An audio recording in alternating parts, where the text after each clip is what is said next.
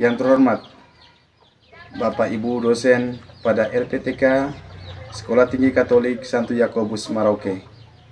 Perkenalkan, nama saya Kasmirus Tepi, guru pendidikan agama Katolik di SMP Negeri 5 Lebatukan, Kabupaten Lembata, Provinsi Nusa Tenggara Timur.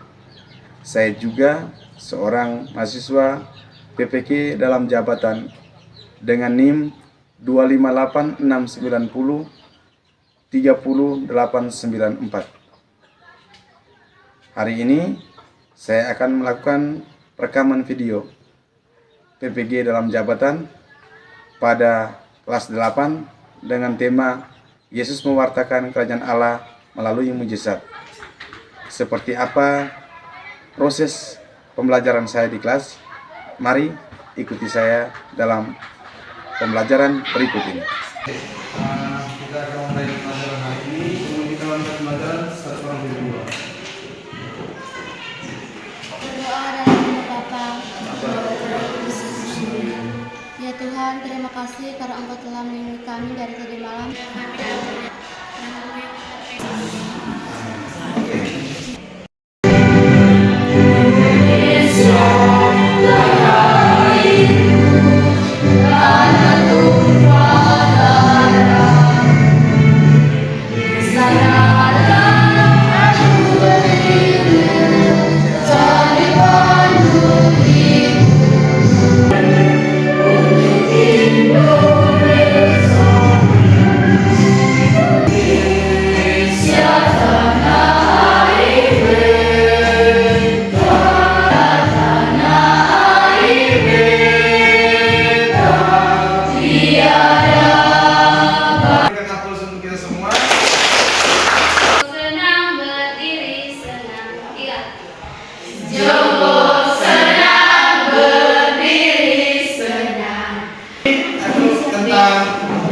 Yesus mewartakan kerajaan Allah melalui perumpamaan. Minggu lalu kan kita sudah belajar tentang Yesus mewartakan kerajaan Allah melalui perumpamaan. Jadi harus diketahui bahwa dalam mewartakan kerajaan Allah, Yesus menggunakan dua langkah, bukan hanya berbicara saja melalui perumpamaan atau pewartaan sabda saja, tetapi melalui mujizat atau tindakan. Nah, dalam melakukan mujizat ini, Yesus bukan mau menunjukkan atau pamer kuasa ya, bahwa saya jago, saya ini, tetapi lebih ke belas kasih, lebih kepada bagaimana Yesus memberikan perhatiannya kepada orang-orang yang miskin, orang-orang yang marginal, orang-orang yang susah, orang-orang yang sulit, orang-orang sakit, supaya mereka bisa memperoleh kerajaan Allah. Oke, sebentar kita akan menonton sebuah video tentang kisah Yesus menyembuhkan seorang yang buta. Mau tidak ini? Mau. Sama-sama baca. Sama-sama baca tulis pembelajarannya.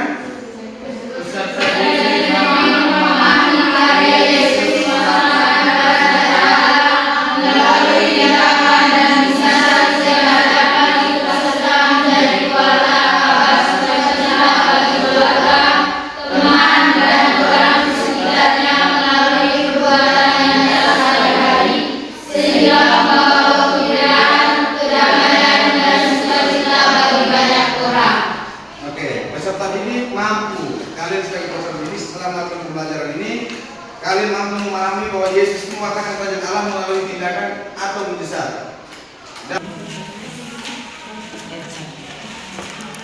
Kalau lihat di bab 5.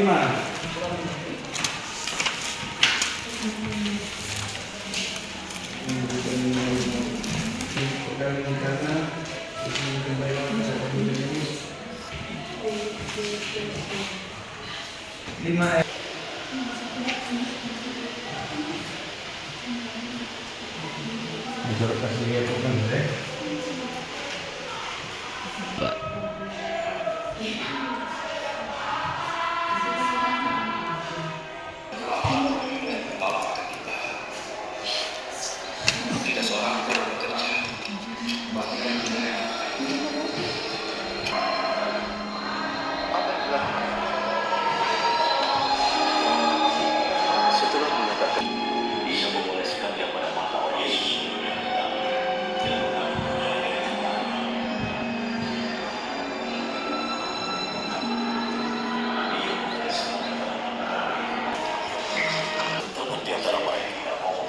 yang menyembuhkanmu dari kebutaan. Lalu, apa pendapatmu? Dia seorang nabi. Namun para penguasa Yahudi tidak mau mempercayai bahwa dia pernah buta dan sekarang dapat melihat sampai mereka memanggil orang tuanya. Apa yang diputuskan? Katamu dia telah. Lalu bagaimana dia bisa melihat? Kami tahu dia tidak kami. Dia berada di sana. Tapi kami tidak tahu bagaimana dia bisa melihat. Kami pun tidak tahu siapa yang telah menyembuhkannya.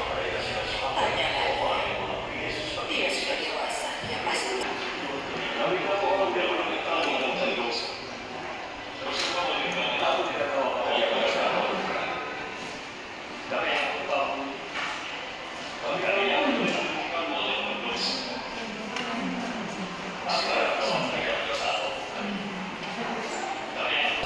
Tapi dia menyembuhkanku dari kebutaanku.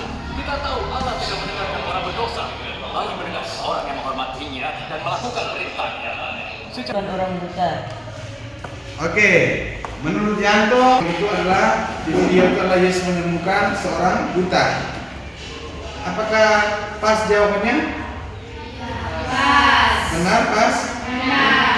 Tidak ada keterangan tambahan? Tidak. Yesus menyembuhkan orang buta. Kapan dia buta? Sejak kamu lupa tuh? Yesus menyembuhkan seorang buta sejak lahir. Oke. Berikutnya, apa yang dibuat oleh Yesus terhadap orang buta itu? Angkat tangan, baru angkat tangan dulu, angkat tangan baru saya Pak, baru dia berbicara. Siapa? Coba bisa? Apa yang dibuat oleh Yesus? Dan Yesus buat apa? Yesus buat apa kan? Menyembuhkan seorang buta dari lahir. Apa yang dibuat oleh Yesus terhadap orang buta itu sehingga dia bisa melihat?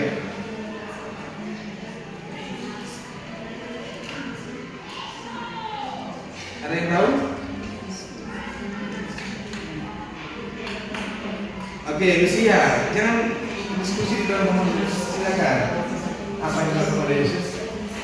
Atau apa yang diperbuat oleh Yesus terhadap orang buta itu sendiri bisa dilihat?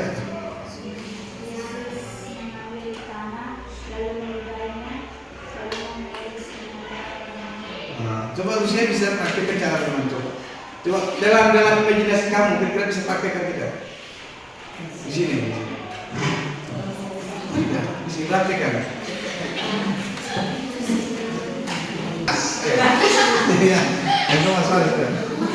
Coba anggap saja Thomas ini buta, orang buta lalu ini usianya adalah Yesus. Oke. Sudah lakukan apa yang dilakukan oleh Yesus.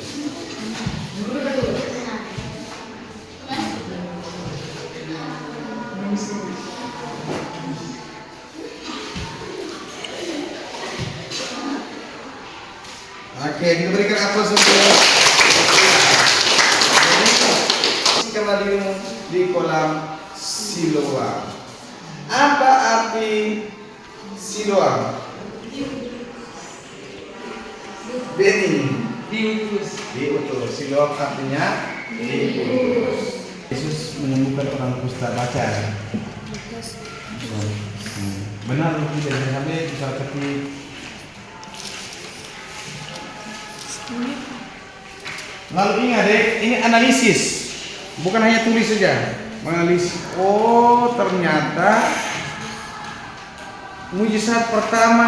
Jangan hanya lihat oh mujizat ini, tapi tidak tahu bahwa mujizat pertama dilakukan oleh Yesus ini. Lalu sebelum Yesus wafat di kayu salib, Yesus melakukan mujizat yang mana terakhir?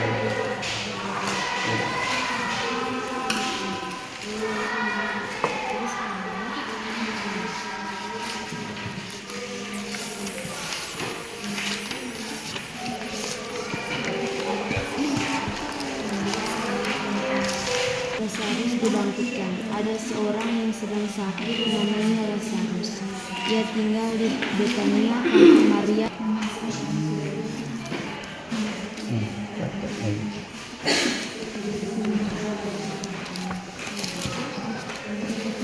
Bicaranya siapa yang melakukannya presentasinya, siapa yang betul-betul mempresentasikan.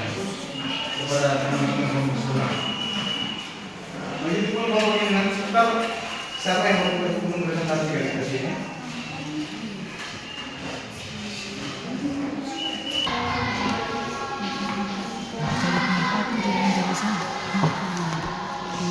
Apa Yesus menyebutkan orang Yesus menyebutkan orang dia mengusir setan dari manusia. Yesus menyebutkan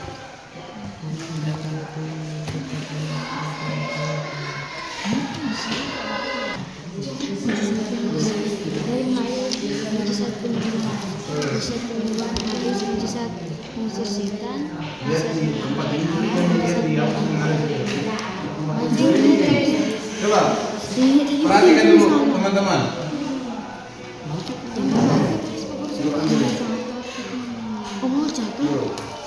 Sudah. Sekarang masing-masing kelompok mempresentasikan kepada kelompoknya. Kelompok yang mempresentasikan yang pertama adalah kelompok dari kelompoknya Denny bersama dengan kawan-kawan. Silakan presentasikan. Siapa yang presentasikan? Cynthia. Atau? Silakan. Nanti kalau ada hal-hal yang kurang, nanti ditambahkan. Terima kasih atas kesempatan yang diberikan. Selamat pagi untuk semua. Selamat pagi. Di sini kami dari kelompok 1 ingin mempresentasikan hasil diskusi kami. Pada teman saya persilakan. Contoh mujizat Yesus. 1. Mujizat penyembuhan. Yesus menyembuhkan orang kusta. Lukas bab 17 ayat 12 sampai 21. Yesus menyembuhkan orang buta. Matius bab 9 ayat 27 sampai 38. Yesus menyembuhkan orang lumpuh. Matius bab 9 ayat 2 sampai 4. 2. Mujizat mengusir setan. Yesus mengusir setan yang merasuki seseorang. Matius bab 8 ayat 28 sampai 32. Markus bab 2 ayat 1 sampai 12, Lukas bab 5 ayat 11 sampai 20. Yang ketiga, mujizat menaklukkan alam. 1. Yesus meredakan angin dingin. Matius bab 8 ayat 23 sampai 27. Yang kedua, Yesus berjalan di atas air. Matius bab 14 ayat 23 sampai 33. Yang keempat, mujizat membangkitkan. 1. Yesus membangkitkan pemuda dinari. Lukas bab 7 ayat 11 sampai 12. Yang kedua, Yesus membangkitkan Lazarus. Bab 3 Yohanes bab 11 ayat 1 sampai 9. Jelas ya.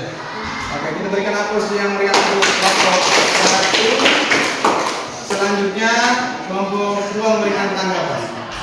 Misalnya diketahui sudah bagus presentasi dari kelompok 1, tapi masih kurangnya di sini ada tambahan dari kami di kelompok ini seperti ini. Silakan Beni. Kelompok 2 ada tambahan masukan? Tidak ada. Oke, tidak ada pertanyaan? Dari kelompok 2 tidak ada pertanyaan? Oke, kalau begitu kelompok 1 silakan duduk kembali dan kelompok 2 silakan presentasikan.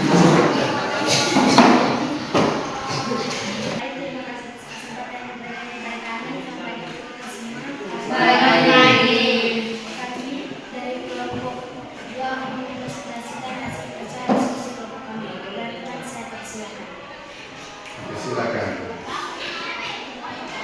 Mujizat penyembuhan. Yang pertama, Yesus menyembuhkan orang kusta. Lukas bab 17 ayat 12 sampai 21. 5. Matius bab 8 ayat 1 sampai 4. 5. Markus bab 1 ayat 40 sampai 45. Lanjut. Yesus menyembuhkan orang buta. Matius bab 9 ayat 27 sampai 38. Lanjut. Yesus menyembuhkan orang lumpuh. Matius bab 9 ayat 2 sampai 8. Mujizat pengusiran setan. Yesus mengusir setan yang memasuki seseorang. Matius 28 sampai 32. Mujizat menaklukkan alam. Yesus meredakan angin ribut. Matius 28 ayat 23 sampai 27. Yesus berjalan di atas air. Matius 14 ayat 23 sampai 33. Mujizat membangkitkan. Yesus membangkitkan daripada dia naik. Lukas 27 ayat 11 sampai 17.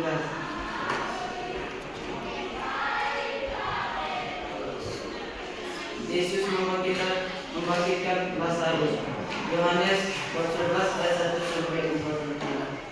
Sudah. Ayo kita berikan aplaus untuk kelompok kita. Ada? Ya, Tas, oke. Silakan dulu kembali kita berikan aplaus untuk kelompok yang masih kelompok ini. Ada pertanyaan untuk dua kelompok ini. Tadi kan kita juga menganalisis, toh. Tadi kan kita diskusi menganalisis mujizat-mujizat yang dilakukan oleh Yesus. Dalam karya pewartaan Yesus, dalam karya pewartaan kerajaan Allah oleh Yesus itu mujizat yang pertama kali dilakukan oleh Yesus pada saat di mana?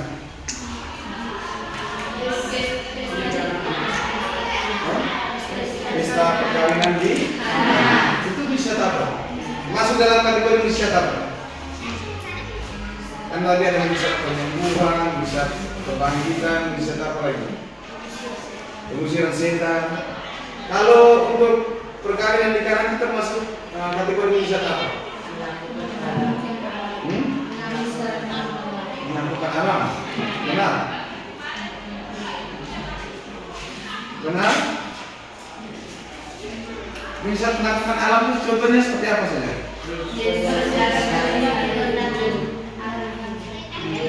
Yang ribut, Yesus berjalan di air, Yesus mengadakan air ribut. Lalu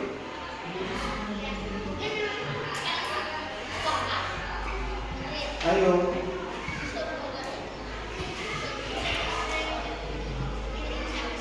Perkawinan di kana mujizat apa? Perkawinan di kana itu apakah termasuk dalam kategori mujizat alam atau bukan?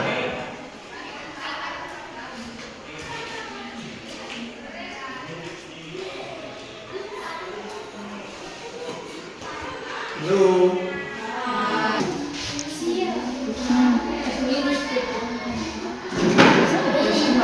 Rapat kan? Rapat ya?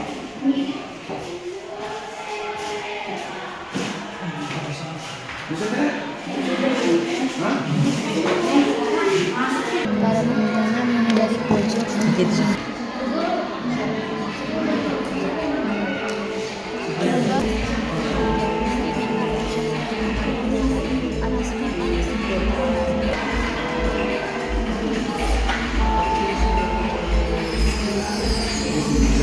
Bisa kembali juga.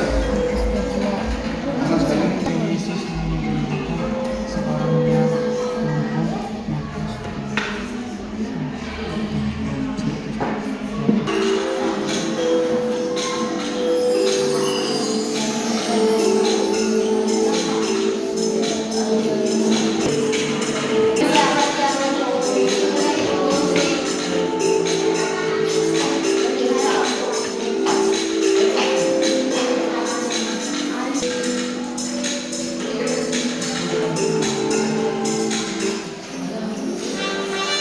Dalam satu adalah Janto.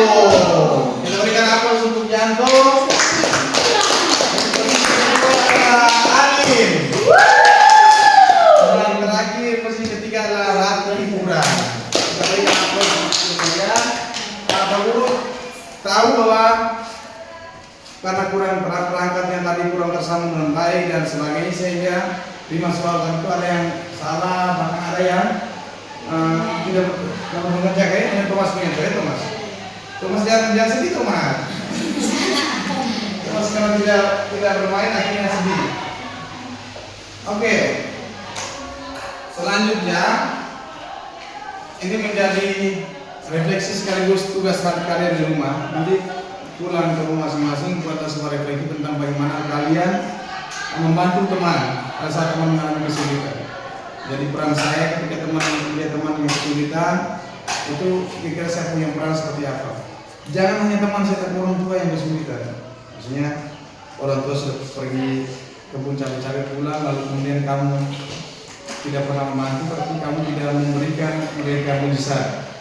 Saat orang tua pulang dari kebun datang capek-capek, datang pas sampai di meja makan, begitu buka pudung, nasi, lauk, pauk semua sudah lengkap. Betapa bahagianya karena anaknya sudah menghadirkan mujizat di dalam rumah. Jadi itu menjadi apa? Lalu kita setelah kamu buat seperti itu, lalu refleksikan ya, dibuat dalam catatan refleksi. Catatan refleksi saya atas tindakan saya atau kebaikan yang saya lakukan di rumah. Setelah itu nanti dikumpul ya. Oke. Dengan demikian pembelajaran kita untuk hari ini sampai di sini. Kita tutup pembelajaran ini dengan doa. Sini ya.